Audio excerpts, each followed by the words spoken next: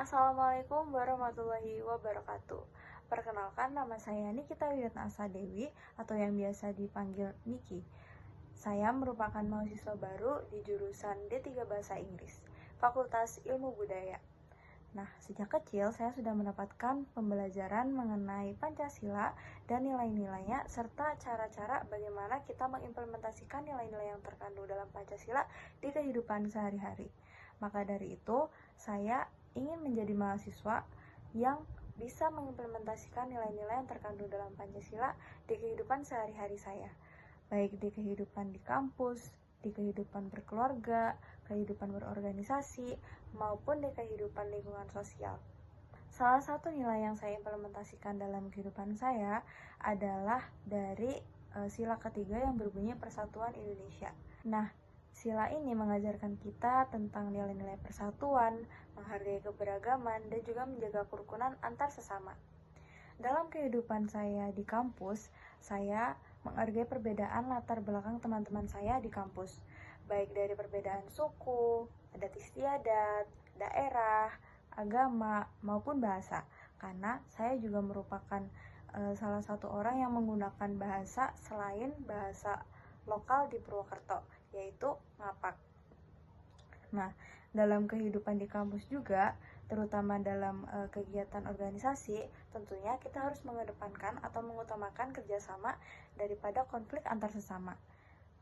Hal ini sangat penting dalam kehidupan kita di kampus.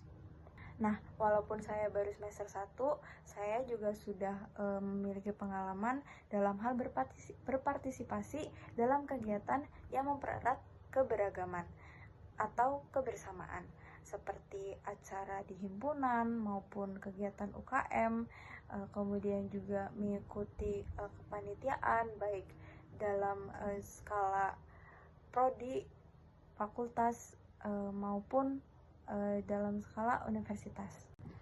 Nah, salah satu tantangan terbesar dalam pengimplementasian nilai Pancasila sila ketiga, salah satunya adalah diskriminasi. Seperti di salah satu contoh kasus diskriminasi terhadap mahasiswa Papua di Surabaya. Surabaya itu mayoritas kebanyakan kalau bukan orang Jawa itu orang yang ada campuran darah Chinese dan juga Jawa.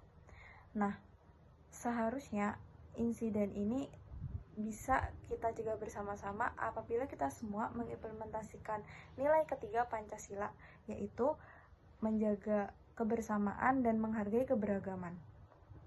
Tentunya tindak rasisme yang pernah terjadi ini di tahun 2019 tidak boleh kita contoh ataupun kita terapkan di kehidupan kita di kampus.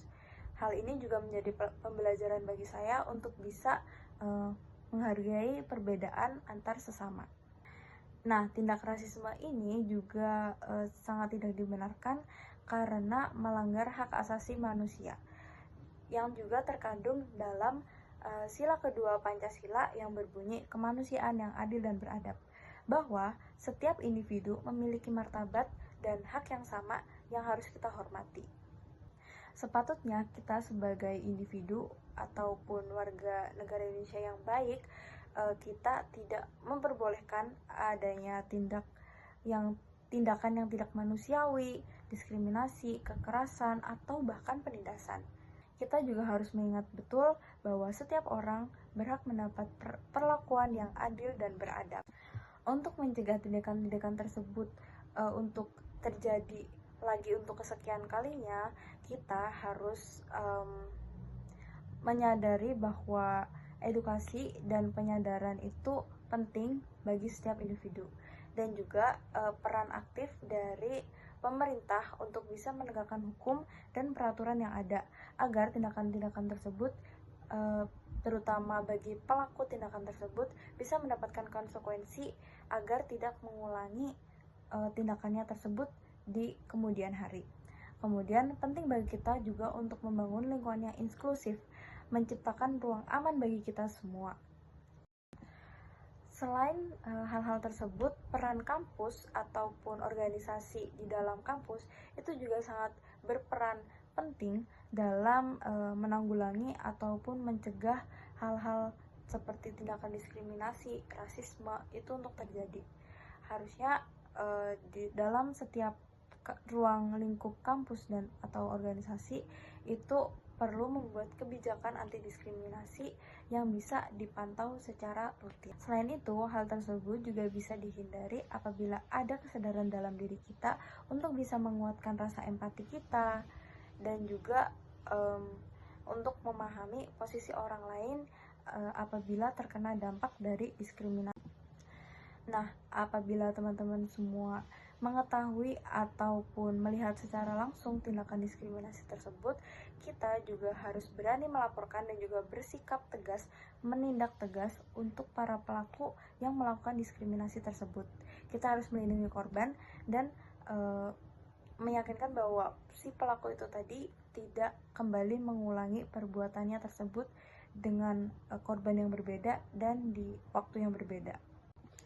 Nah, mungkin sekian pendapat dari saya, Nikita Wiratasa Dewi. Mohon maaf apabila ada salah kata maupun salah sikap yang tidak berkenan. Terima kasih atas atensinya. Saya ucapkan terima kasih sekali lagi. Wassalamualaikum warahmatullahi wabarakatuh.